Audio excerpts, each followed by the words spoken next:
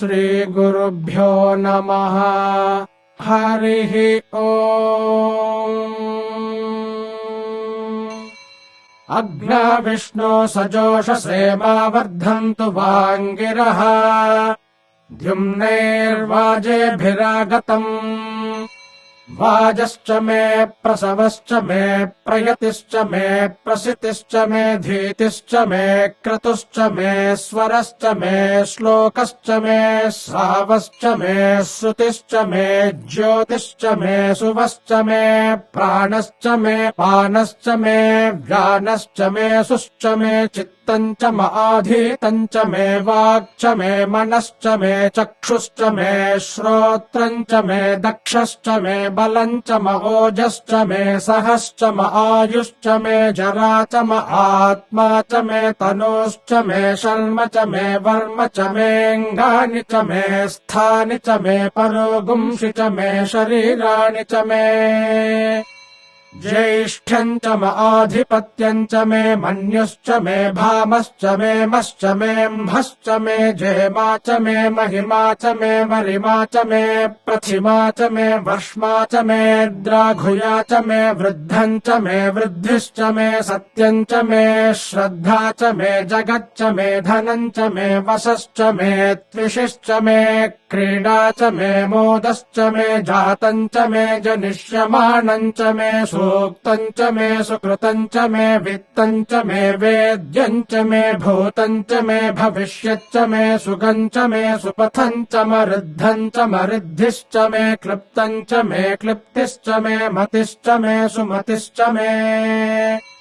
सञ्च मे मयश्च मे प्रियम् च मे नुकामश्च मे कामश्च मे सौमनसश्च मे भद्रम् च मे श्रेयश्च मे वस्यश्च मे यशश्च मे भगश्च मे द्रविणम् च मे यन्ता च मे धर्ता च मे क्षेमश्च मे धृतिश्च मे विश्वम् च मे महश्च मे संविच्च मे ज्ञात्रम् च मे सूश्च मे प्रसूश्च मे सीरम् च मे लयश्च मरुतम् च मे मृतम् च मे यक्ष्मम् च मे नामयच्च मे जीवातुश्च मे दीर्घायुत्वम् च मे नमित्रम् च मे भयम् च मे सुगम् च मे शयनम् च मे शूषा च मे सुदिनम् च मे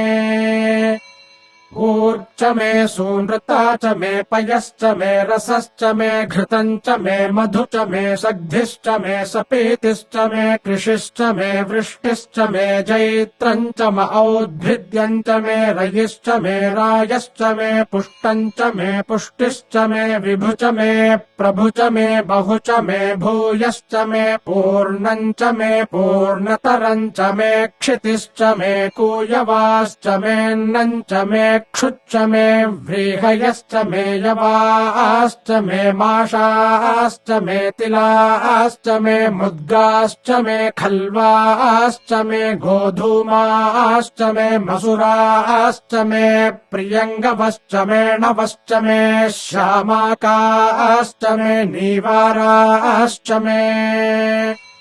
अस्मा च मे मृत्तिका च मे गिरयश्च मे पर्वताश्च मे शिखताश्च मे वनस्पतयश्च मे हिरण्यम् च मे यश्च मे सीसम् च मे त्रपुश्च मे श्यामम् च मे लोहम् च मेऽग्निश्च आपश्च मे विरुधश्च ओषधयश्च मे कृष्णपच्यम् च मे कृष्णपच्यम् च मे ग्राम्याश्च मे पशव आरण्याश्च यज्ञेन कल्पन्ताम् वित्तम् च मे वित्तिश्च मे भूतम् च मे भूतिश्च मे वसु च मे वसतिश्च मे कर्म च मे शक्तिश्च मेऽर्थश्च मयेमश्च म इतिश्च मे गतिश्च मे अग्निश्च म इन्द्रश्च मे सोमश्च म इन्द्रश्च मे सविता च म इन्द्रश्च मे सरस्वती च म इन्द्रश्च मे पूषा च म इन्द्रश्च मे बृहस्पतिश्च म इन्द्रश्च मे मित्रश्च म इन्द्रश्च मे वरुणश्च म इन्द्रश्च मे त्वष्टा च म इन्द्रश्च मे धाता च म इन्द्रश्च मे विष्णुश्च म इन्द्रश्च मेऽश्विनौ च म इन्द्रश्च मे मरुतश्च म इन्द्रश्च मे विश्वे च मे देव देवा इन्द्रश्च मे पृथिवी च म इन्द्रश्च मेऽन्तरिक्षम् च म इन्द्रश्च मे द्यौश्च म इन्द्रश्च मे दिशश्च म इन्द्रश्च मे मूर्धा च म इन्द्रश्च मे प्रजापतिश्च म इन्द्रश्च मे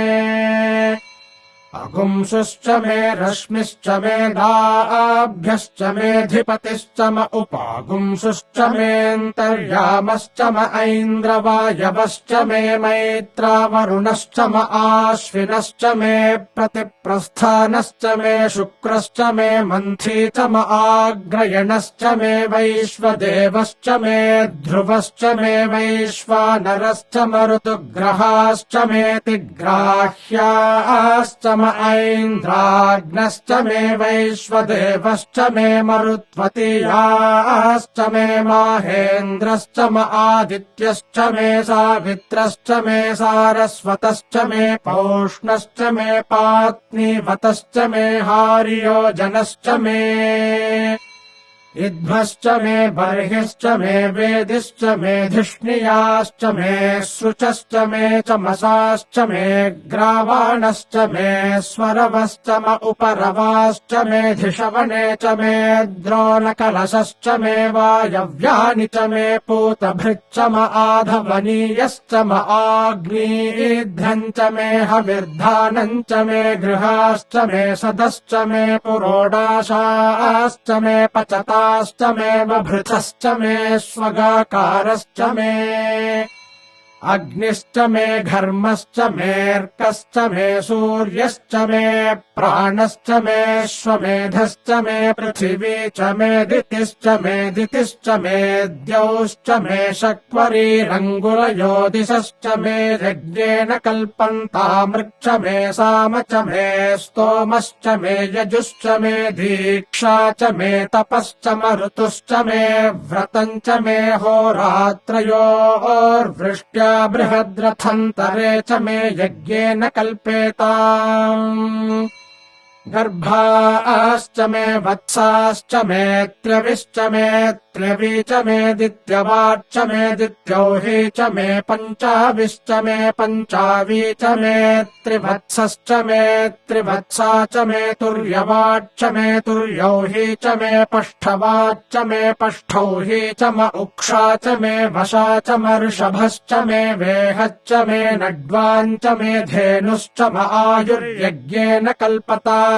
प्राणो यज्ञेन कल्पतामपानो यज्ञेन कल्पताम् व्यानो यज्ञेन कल्पताम् चक्षुर्यज्ञेन कल्पताग्श्रोत्रम् यज्ञेन कल्पताम् मनो यज्ञेन कल्पताम् वाग्यज्ञेन कल्पतामात्मा यज्ञेन कल्पताम् यज्ञो यज्ञेन कल्पताम्